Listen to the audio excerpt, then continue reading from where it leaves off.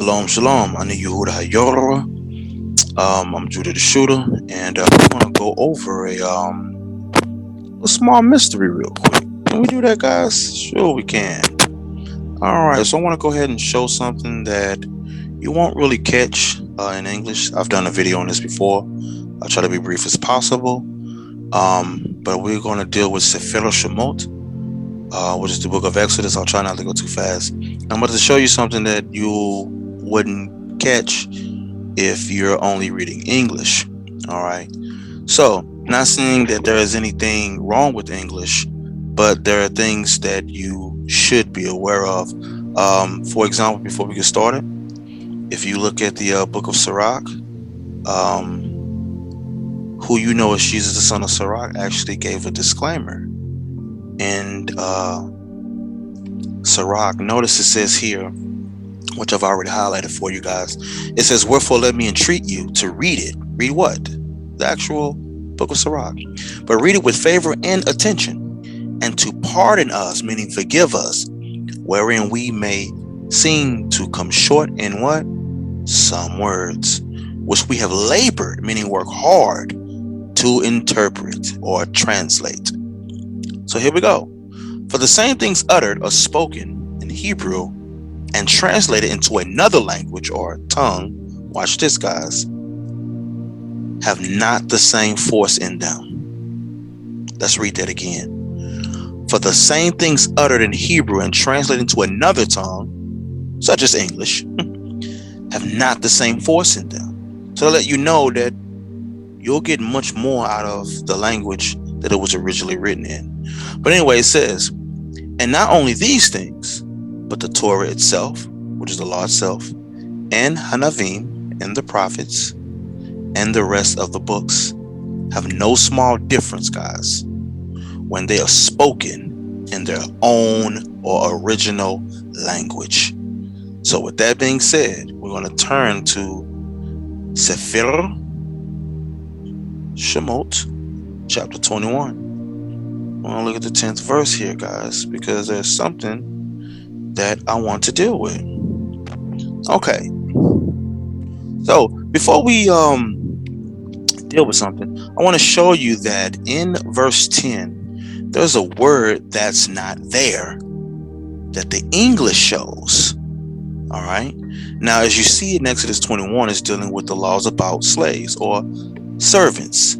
All right. Avadim.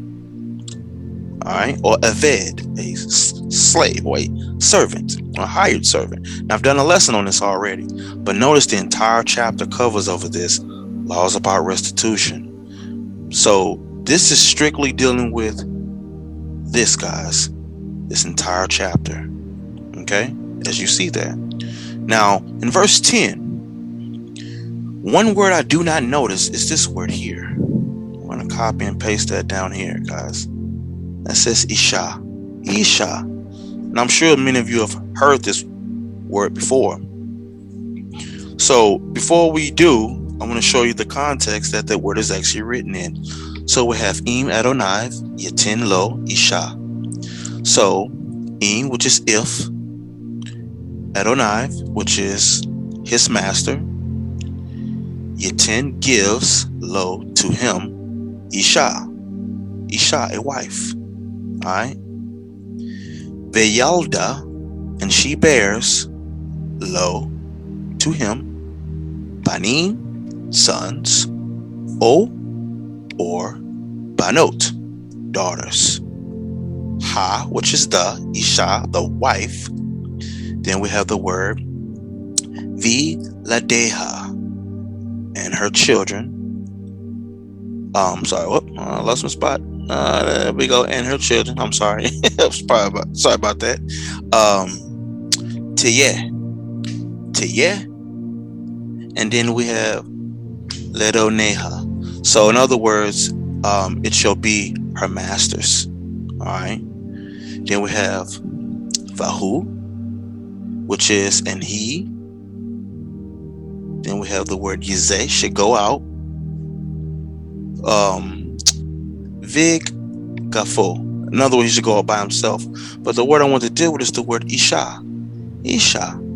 So that word is the word for wife or woman. All right. So, for example, let me show you in English really quick. All right. That was the verse 4 that I had read. Wife. Scroll down. There it is. Isha. Now in the plural, it would be Nashim. But you see Isha, as I have here. Let me copy and paste that once again so you can see. There it is on this side. Isha. That's the word for wife. Now, what am I getting at, guys? It's because guess what? This word Isha was never recorded in verse 10. So number one, it wasn't talking about what you know as polygyny at all. It was dealing with the laws of servants. All right. Now, there's one more thing I want to deal with as well, especially this word here. Im ra'a be'ene adoneha. So I want to deal with it because there's something else that you don't catch in Exodus 21 if you're just reading English, because the English version has "Is she pleased not her master," but im is if, ra'ah, which is evil, be'enei, which is in the eyes of, adoneha, which would be her master, asher. Then we have the word lo. So who not. Matter of fact, I want to deal with that on a different day because it's something I want to bring out. Matter of fact, no, we're gonna go ahead and just deal with it now. Here we go. This word here is what I picked off at Ye'ada, which is the word he designated, or he has not designated. Vehefda. This is letting me know then he shall let her be redeemed. Le'am, to a people. Nachre, let me know a foreign. Then we have the word lo, which some would say la'ah, in other words, which is not. Then, there we go. We have the word yimshal, which means it lets me know he don't have dominion. He doesn't have dominion. Okay? So he doesn't have dominion. Here we go. He doesn't have dominion. And then we have the word lemachra, which is to sell her. And the last words, which is to sell. Then we have here right there. And that says bevig do, which is to break faith of him. In other words, va, with her. So, in other words, he broke faith with her. And that's something I'm going to touch bases with later. But I want to deal with this verse 10 here, because this is the actual focus. Remember, as I had here, Isha, which is wife. Notice that word is never recorded in verse 10. Because it says, Im acharetz yechach lo she'era kesuta ve'onata lo yigra. Notice I never said Isha. It's never there. Im acharet yecha lo she'era kesuta ve'onata lo yigra. That word is never there. It's never there. Now I'm going somewhere with this. So, then we have the word ve'im shelash ele lo ya'aseh la vayaza. Vayaza. And then the word chinam in kasef. Sorry about that, guys. So now, once again, we have im, which is if, acharet, yecha, lo. So if he takes another, but it never said wife. Why is that, guys? Because when you deal with the context, it was talking about what? What was it talking about, guys? Was it talking about a regular wife, or was it talking about a slave? What was that talking about, guys? Think about that. What was that talking about?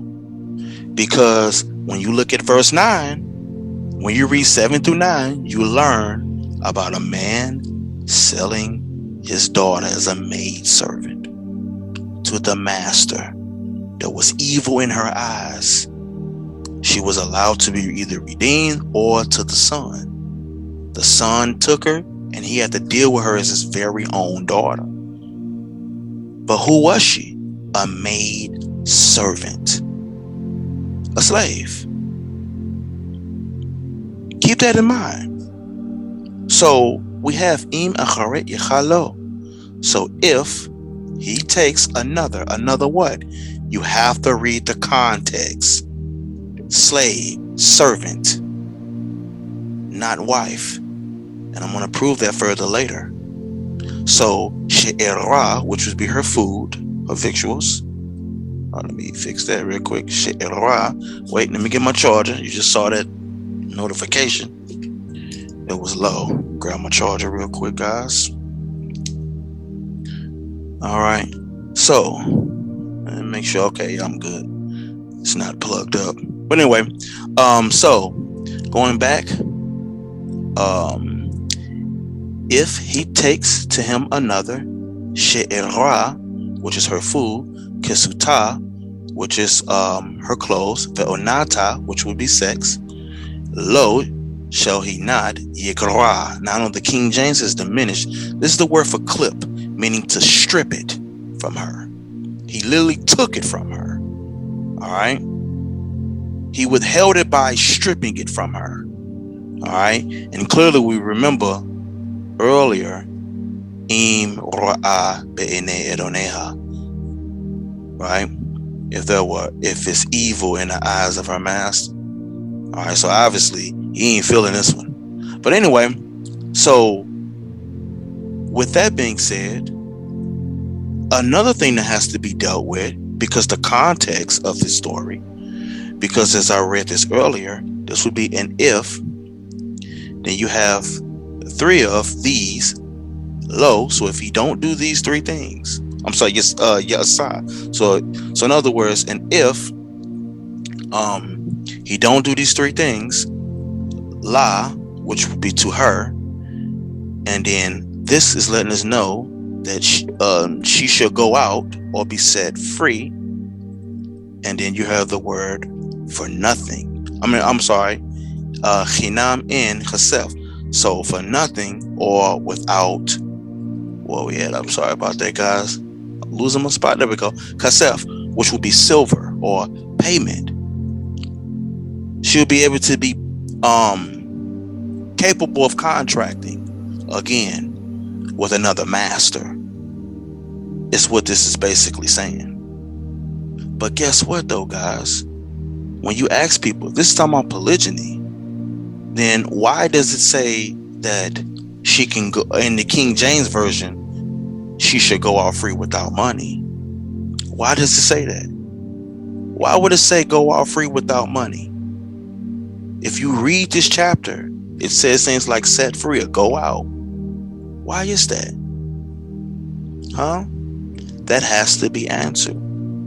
Because this is dealing with the laws of servitude. Right there is the key. Right there.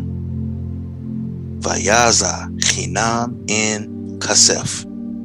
Right there. Why does it say that? This is letting me know that she can go out free or be set free without a payment. She should be set free without a payment. Is what that is saying there. But why is that saying that? Huh? Who is this woman? We know for a fact that the word wife is not there. This word isha. Another clue how we know that. Check this out, guys. I'm going to share my screen again because I want to show you something.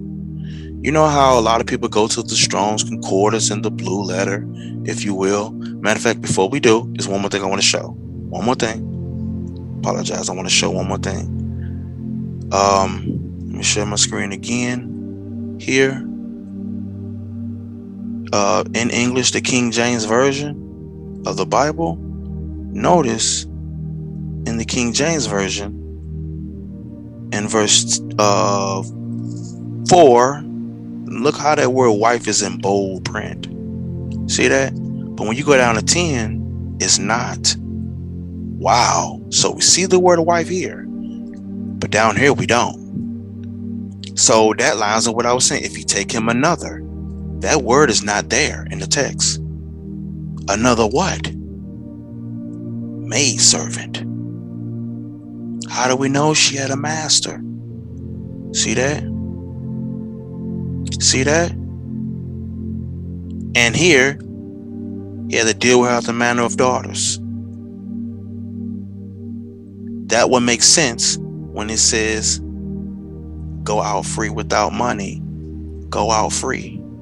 Go out free. Wow. Go out by himself. Look at that. Go out free. Go out free. Look at that. This is dealing with the laws of servitude. Slaves. That's what this chapter is talking about. That's how she was able to go out free. It's not talk. Some people say, oh, that's divorce. Well, then, is this divorce too then? Huh? Think about that. She belonged to the master. She was the master's property. She was a female slave or servant. Now, which brings me to my next case in point. Let me reshare my screen. Notice in the blue letter as well, Exodus 21 and verse 10. So, notice in verse 10, I will click on it.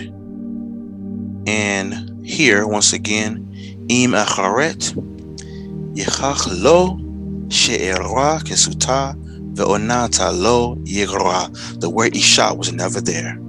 Look at this. If he take, right, him another, acharet, which is acharet, Yechach, which is the word for take. See that? But look at this word wife. Wow, nothing there, because the word is never mentioned in the text. Her food, she'era, which I told you earlier, she'era. Her raiment, kesuta, and her duty of marriage, ve'onata, shall he not diminish, or yigra, lo yigra, which is strip. But notice the word wife is never there. Strange thing is, every word that you can look up except for the word wife. If I click on wife, what's this? It takes me to other scriptures where that word is mentioned. Other scriptures. Look at it, all throughout Genesis, the word wife. Look at that. But it was never mentioned in Exodus 21:10. Never. Never mentioned there. Because the word ain't there. And it's the blue letter Bible. A lot of people go there. Matter of fact, look at this. Share my screen again. Share my screen again. This here is the eSword app. Some people even use My Sword as well. So, we're going to pull up the concordance as well. We can look up all these words. Remember verse 4 earlier? Here's the word wife. Right? Once again, Isha. But when we go down to verse 10, notice, if, we can look that word up, if, you saw earlier, if he take, lachach. Oh, let me go back verse 10. I keep losing my spot. It's weird with this mouse. But if he take him another, right? Acher, which is the root word that we read in Acharet earlier. Another what? Wife. Wait, we can't look that up because it's not there. So guess what, guys? Stop saying this is talking about polygyny. I've heard a brother say, oh, well, you know, I won't mention his name because there's no beef between me and the brothers. Had a disagreement. But he asked me, how was my Hebrew? But we never actually went into the Hebrew text. You know, very respectable brother. But he asked me about this. He said his argument was, as a woman who's graduating into a, what did he tell me? She's graduating into a wife, if you will. I'm like, nah, you can't say that because that word wife was never even mentioned. So her food, her raiment, her duty of marriage shall he not yigrah in Hebrew. So, but look at this though. And if you do not these three things unto her, who's the her? Don't say wife, because that word is not there. That means you got to read before that to understand who's that talking about. And once you understand this is talking about the laws of slaves and servants, then guess what? Brothers got to stop using this verse with dealing with polygyny, and sisters got to stop using this to say that the woman can leave her husband if his bank account don't match or ain't up to par. And people got to stop using this to say, oh, polygyny, because the word wife is never even mentioned. It's mentioned in verse 4. It's definitely mentioned there. There's no argument with that. I see it in the text. So if we not talking about things like, for example, in Exodus 20, right? 20 and verse 10. When it says, but the 7th day is the Sabbath of the Lord your God, in it you should not do any work. You nor your son, nor your daughter, nor your manservant, nor your maid servant, nor the cattle, nor the strangers within your gates. Right? We got maid servants and we got manservants. It's specifying, not to be confused with your everyday people. In the Hebrew text, we have Vayom hasvi'i Shabbat leYahweh Elohecha lo ta'asecha malacha ata uvencha uvitecha avdecha va'amatzka uvhimtecha begercha asher bishareka. But here we go. Uvenka, that's and your sons. Uvitecha, the word is bat, it's your daughters. Avdecha, the word aved, which is a servant, right? The amatzcha, that's the ama, your female servants. All right, uvhimtecha, behema, that's animals. Begercha, the word ger, which is a foreigner. Asher bishareka, in or within your settlements or within your gates. That's a fact. We can see that there. We can see that there. But coming on to chapter 21, right? Speaking of servants, here you go, guys. Right here. So unless we're talking about the laws of, look at this, for men servants, if you will, if we ain't talking about the laws of servitudes, why is anybody going to this chapter in the first place? And then let's be real. These maidservants who were sold wouldn't have been women that have been touched by other men. So if we're not talking about a virgin, I'm talking a virgin Bethula. If we ain't talking that, why even go? This is not talking about a woman who had used vagina. Let's be real. And it's not using the word wife in verse 10. That word was never there. So it's not talking about polygyny either, at all. People see the word acharet and assume polygyny. No, that first woman was already sold. Or already given away to the son. And he had to deal with her as as his very own daughter. That's what he had to do. So, number one, it's not talking about polygyny. Number two is dealing with the laws of servants, maid servants, men servants. That's what this is only dealing with. And the word poly is never there. And anybody who disagree, explain how was she able to go out free without payment? Who's the she? And why is that? Who was she? Huh? Talk to me. So that's the long story short. I may do another part because I've been saying for a while that I was going to do another part on this. All right. So if anybody's saying this is talking about polygyny and a regular wife, my question is, why isn't the word wife mentioned? Why wasn't the word wife there? Why is it that when we go to the King James Version of the Bible, why is the word wife right there? Why is that light gray? Why can't we look that word up when we pull up the concordance? Why is that? Huh? Why is it that when we go to the blue letter as well, why is it blank for the word wife there? What word is missing in Exodus 21 and 10 that we see in the other versions of the Bible? What word is mentioned? What main word is mentioned? This is not talking about polygyny. having more than one woman at all. So let me put my video up. It's not talking about more than one woman. So why isn't the word Isha there in Exodus 21:10? Why is that? Why was it in gray? What we just saw. Think about it. No matter how you slice it, even if you hypothetically for some strange reason disagree, we know that this wouldn't have been talking about what you would call a regular wife, which of course we know it ain't that, but this was a maid servant, obviously, who would have been sold by her father.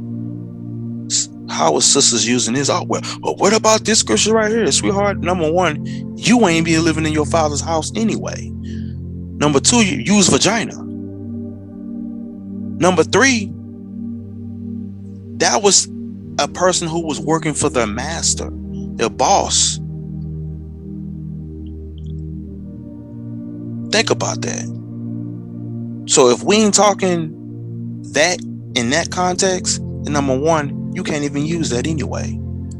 You can't use it anyway. And you're going to have to answer why was the word wife missing? We see it in English, but we don't see it in Hebrew. Why is that? Let me know. I'm Shootah the Shootah.